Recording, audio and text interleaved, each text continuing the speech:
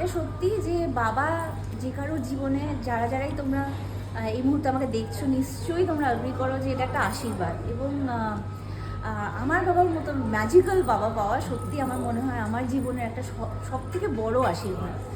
সেই ক্ষেত্রে আমি সবাইকেই বলবো যে তোমার জীবনে যদি সেই স্পেশাল পার্সনের ছোঁয়াটা থেকে থাকে, সেই মানুষটাকে সেলিব্রেট করো, তাকে নিয়ে এমন একটা কিছু করো যাতে সে সবসময় স্পেশাল ফিল করে। শুধু তাই নয়, তার যে লেগেসি, তার যে ভালোবাসা, তার যে শিক্ষা, সেটাকে এগিয়ে নিয়ে চলো।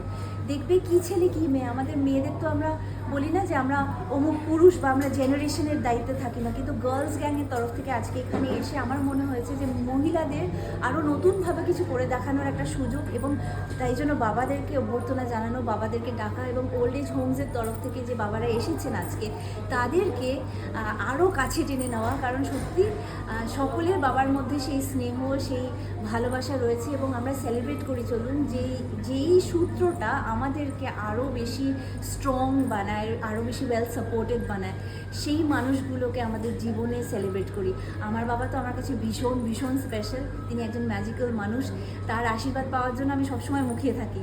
আর এইটাই আমি ঈশ্বরের কাছে চাই যে আমি যেন তার মতো একজন সন্তান। কালচারাল হেড হিসেবে আমাকে দেবশ্রীদি চুজ করেছেন ফর গার্লস গ্যাং। আশা করছি যে আমরা সত্যি একটা খুব ভালো লেগেসি এখান থেকে ক্রিয়েট করতে পারবো, যেখানে যে মেয়েরা নতুনভাবে বিজনেসে ঢুকছেন তাদের একটা সাপোর্ট সিস্টেম হিসেবে তো আমরা আসবোই, কিন্তু আমরা একটা নতুন কিছু করে দেখাবো যেখান থেকে আমাদের আরও বেশি আইডিয়াস এক্সপ্যান্ড করবে, এবং মহিলারা যে মহিলাদের জন্য রয়েছে সেই যে ভাবধারা, সেটা কিন্তু একটা গাছের মতো বেশ বিশাল বড় একটা ওক ট্রির মতো ছড়িয়ে পড়বে সামাজিকভাবে। সেটাই চাই।